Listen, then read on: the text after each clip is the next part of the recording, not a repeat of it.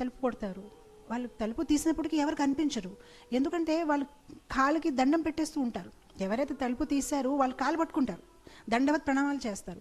ఎవరు బాబు మీరు, ఎందుకు మాకు ఇలా దండవత్ ప్రణామాలు చేస్తున్నారు? మీరు ఫస్ట్ గెటప్ అని చెప్తారు. మీరు ఒకసారి లేదు, మేము ఇక్కడ నుంచి మాట్లాడతాం. అప్పుడు వాళ్ళు ఏం చేశారంటే వాళ్ళ నోటు మధ్యలో గడ్డి పూసలు ఇలా పట్టుకొని మూలం మేము ఒక్కటే, మాకు ఒక భిక్ష కావాలి, మేము సన్యాసులు కదా, సన్యాసులు అంటే భిక్ష అడుగుతారు, మధుకరి చేస్తారు, కానీ మాకు అన్నం వద్దు, బియ్యం వద్దు, దాల్ వద్దు, ఏమీ వద్దు, మీరు ఒక్కసారి కృష్ణ అని చెప్తారా, ఒక్కసారి భగవంతుడి నామం తీసుకుంటారా, అదే మాకు భిక్ష కావాలి అని వాళ్ళు ఇలా వేడుకున్నవారనమాట. సో అందరూ వాళ్ళ మీద దయతోని, పాపం ఇలా మాకు ప్రణామాలు చేసి రిక్వెస్ట్ చేస్తానంటే అప్పుడు వాళ్ళు జపం చేసేవారు. వాళ్ళు అప్పుడు భగవంతుడి తలొక నామం తీసుకోవారనమాట.